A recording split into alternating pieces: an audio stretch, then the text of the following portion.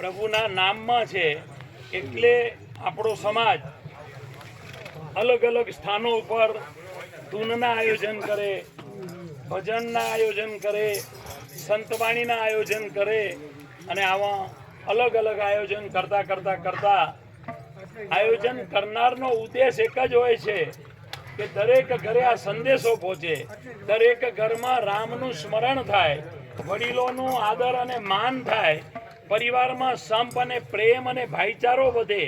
કારણ કે આ એવી વ્યવસ્થા છે કે જો આમાંથી આપણે કાંઈ ને કાંઈ શીખીને ઘરે જઈએ તો કાંક વળતર છે. બાકી તો હરિહર તો ઘરે ઘરે છે.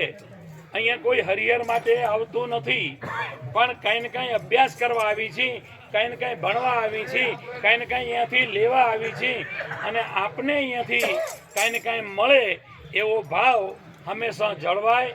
ધૂન જ્યાં હોય ત્યાં આપણાથી થાય એટલો પ્રયત્ન કરી અને જવું જોઈએ.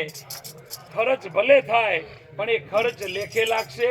આપણા વારસદારો વારસામાં આપણી સંપત્તિ તો એ લેશે, પણ આપણી સંપત્તિ સાથે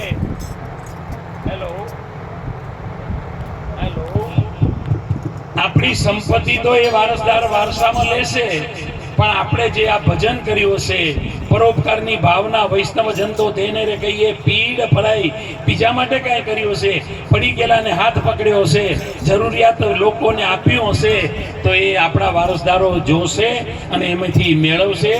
એવી આજની આ ધૂનમાં આપ સૌના દર્શન કરી વંદન કરી અહીંયા મંચસ્થ અમારા બંને સંતો, સાધ્વી માતાઓ, આશ્રમ પ્રભુજન આશ્રમથી આવેલા માતાજી પણ, અને આપ સૌને લાખ લાખ અભિનંદન, ધન્યવાદ કરીએ.